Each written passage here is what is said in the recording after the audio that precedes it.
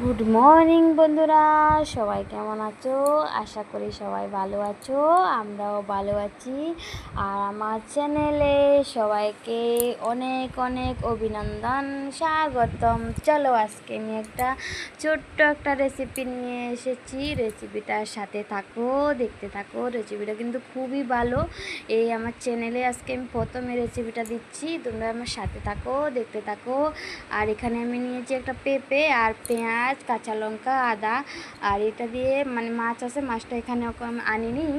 আর কেটে দেখো পেঁপেটা কেটে নিয়েছি, কেটে একটু সিদ্ধ বসিয়ে দিয়েছি। দেখো ভালো করে ধুয়ে পেঁপের যে কষ আছে কষটা ছাড়িয়ে সিদ্ধ বসিয়ে দিয়েছি। আর এখানে দেখো আমার সিদ্ধ হয়েছে, কিন্তু সিদ্ধ বসাবার আগে আমি জল দিয়েছি, জলেতে একটু লবণ দিয়েছি, তাড়াতাড়ি সিদ্ধ হয়ে গেছে। তাই এখন দেখো আমি আর কি দেবো। আর এখানে নিয়েছি, দেখো আজকে নিয়েছি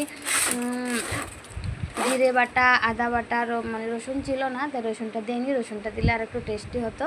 আর এখানে দেখো কী নিয়ে এসেছি তোমরাই দেখে নাও। আর চলো আজকে রেসিপিটার সাথে কিছু নিজের মনের কথা কিছু শেয়ার করি তোমাদের সাথে।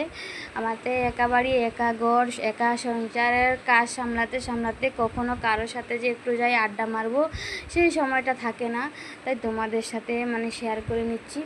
কিছুদিন আগে, এই ধরো 5-6 মাস আগে, 6 মাস হয়নি, 5 মাস আগে আমার বাবা গেছে কলিকাতা বেড়াতে। আমার বোন সেখানে আছে, 2 আমার বোন সেখানে আছে, বেড়াতে গেছে বোনের বাড়িতে। আর যাওয়ার আগে আমার বাবার একটা অভ্যাস আছে কি জানো, কোনো দিকে যাওয়ার হলে বা কিছু হলে কাউকে জানা, হঠাৎ করে চলে যায়। তাই বাবা তো জানালো না, টিকিট কাটা হয়ে গেছে। আর যেদিন যাবে এর আগের দিন আমার মেয়েকে বলছে যে বৃষ্টি, আমি তো বেড়াতে যাবি, তোরা কি যাবি? তো আমি ভাবছি কি আমার বাবা আমার সাথে মজা করছে বা ওর সাথে মজা করছে, তাই আর আমি তো গা লাগাইনি, ভালো করে অত শুনিনি। না শুনো শুনেছি হালকা হালকা, ভালো করে শুনিনি। তাই যখন যাবে 2 দিন আগে আবার বলছে ওকে, যাবে তো, তুই যাবি? পরে আমি জিজ্ঞাসা করছি যে বাবু কোথায় যাবা, সত্যি কি যাবা নাকি, তো কোথায়, কার সঙ্গে বা কী আসো, বিষয় সব কিছু জিজ্ঞাসা করলাম। তাই আমার বাবা একটু স্বভাব আছে, সব কথা খুলে বলে না। অন্যরার সাথে বলে, কিন্তু ঘরের লোকেদের সাথে কখনো খুলে কথা বলে না।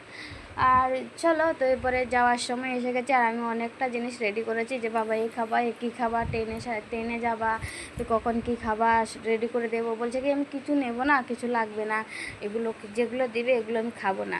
তো আমি রান্না বান্না করলাম, আর বাবা খালো না, আর অন্যের চলে গেল। আর এরপরে কী হয়েছে জানো, বাবা যাওয়ার 5-6 মাস হলো। আর মাঝে মাঝে ফোন করি, ও বাবাও কথা বলে, নাতিনদের সাথে কথা বলে, আমার সাথে কথা বলে, বা বোনও কথা বলে। আর কিছুদিন আগে আমার দিদি ফোন করে বলছে যে বাবু তো এসেছে, অনেক দিন হলো, তাহলে বাবু কখন বাড়িতে পাঠিয়ে দেই। তাই আমি ভাবছি কি বুড়ো হয়ে গেছে, বয়স তো হয়ে গেছে, তাহলে আরও কিছুদিন থেকে আসুক। দিদিভাইকে বলছি যে দিদিভাই আরও কিছুদিন থেকে যাক না, তো পরে আসবে, আসলে কি আর চলে যেতে, আসলে কি আর আবার যাওয়া যাবে, বয়স হয়ে গেছে, আর কদিন আর থাকবে, তাই না? তাই তবুও ফাটে যার আমার মেয়ে যখন এসেছে, দাদু কালকে গত পরশুদিন বাড়িতে এসেছে। আসার পরে আমার মেয়ে আমাকে জিজ্ঞাসা করছে, মা দাদু এসেছে, দাদু আমাদের জন্য কি এনেছে, মাসি কি দিয়েছে? সত্যি বন্ধুরা, আজকাল যদি গরিব হও না, তখন নিজের লোকরাও পর পাবে।